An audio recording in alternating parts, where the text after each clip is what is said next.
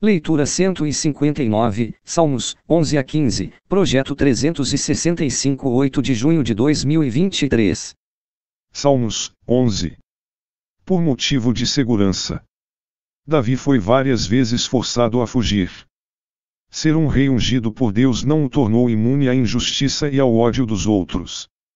Talvez este salmo tenha sido escrito quando ele estava sendo perseguido por Saul ou durante a época da rebelião de Absalão. Em ambos os casos, Davi fugiu, mas não como se tudo estivesse perdido. Ele sabia que Deus estava no controle. Embora Davi tenha sabiamente evitado o confronto aberto, não fugiu apavorado de seus problemas.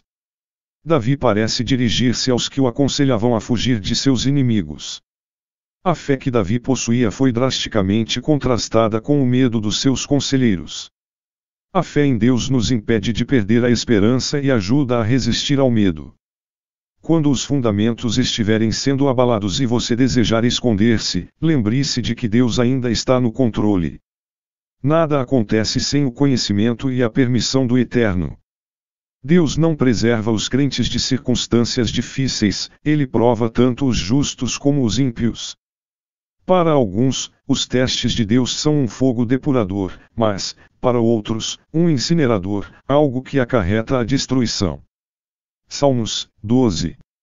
Viver para Deus em um mundo enganoso pode ser uma batalha difícil e solitária. Certa vez o grande profeta Elias se sentiu tão só que quis morrer. Mas Deus disse-lhe que existiam outros 7.000 servos fiéis.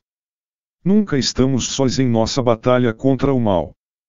Podemos ser tentados a acreditar que a mentira é inofensiva e, às vezes, até útil. Mas Deus não tolera a mentira, a lisonja, a fraude ou a vaidade. A língua pode ser a nossa maior inimiga porque, apesar de pequena, pode causar grandes danos. Deus se importa e cuida do pobre e do necessitado. Aqui, vemos a promessa dele de proteger o oprimido e confrontar seus opressores. Devemos nos identificar com a atitude de Deus. A sinceridade e a verdade são extremamente valiosas porque são muito raras.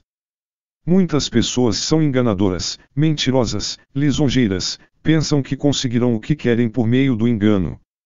Davi certamente lidou com três tipos de pessoas, que esperavam alcançar o favor do rei e ser promovidas por meio da lisonja.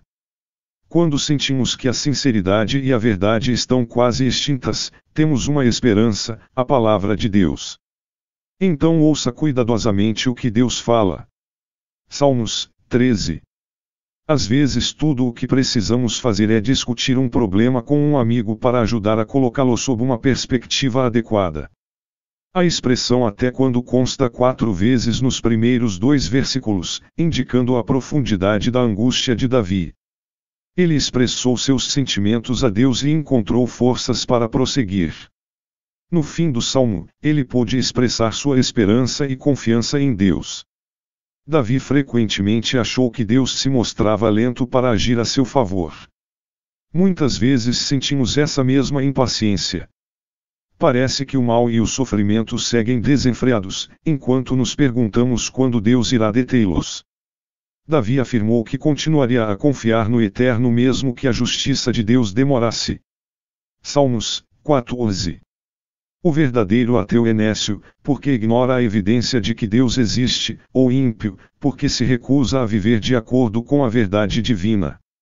O nécio é alguém agressivamente perverso em suas ações. De acordo com a Bíblia, desafiar Deus é uma atitude completamente tola, bem como confiar mais em si do que em Deus. Ninguém é perfeito, exceto Deus, todos somos culpados diante dele e necessitamos o seu perdão. Não importa o nosso desempenho ou o quanto alcançamos em comparação a outros, nenhum de nós pode gabar-se de sua bondade se esta for submetida aos padrões de Deus. Ele não só espera que obedeçamos às suas diretrizes, também deseja que o amemos com todo o nosso coração. Mas ninguém, exceto Jesus Cristo, fez isso de maneira perfeita. Você já rogou por salvação? Ao dizer que os obreiros da iniquidade comem o meu povo como se comessem pão, Davi se referia aos ímpios. Existe uma distinção clara entre aqueles que adoram a Deus e aqueles que se recusam a adorá-lo. Davi adorou o Eterno e, sob a sua liderança, Israel obedeceu a Deus e prosperou. Porém, depois Israel se esqueceu de Deus, e ficou difícil distinguir entre os adoradores do Eterno e os que adoravam os ídolos. Por isso, foi predito, desviaram-se todos e juntamente se fizeram imundos, não há quem faça o bem, não há sequer um. Quando Isaías conclamou Israel ao arrependimento, como Davi, falou dos que se desviaram. Mas o profeta se referiu aos irmãos israelitas. O apóstolo Paulo, ao citar o Salmo 14 em Romanos 3, 10-12, estendeu a imagem da ovelha desgarrada a todas as pessoas que se afastaram de Deus e não têm Jesus como seu pastor. Se Deus está na geração dos justos, então aqueles que atacam o povo aliançado com ele podem estar atacando o próprio Deus, o que é totalmente inútil. Deste modo, embora possamos sentir que estamos perdendo a batalha, não deve haver absolutamente dúvida de que a nossa suprema vitória está em Deus. Salmos 15. As expressões tabernáculo e santo monte são relativas ao lugar da habitação de Deus e à adoração. Na poesia hebraica, o padrão de repetição recai sobre as figuras de pensamento, não sobre o som ou o ritmo. Deus conclama seu povo a ser moralmente justo.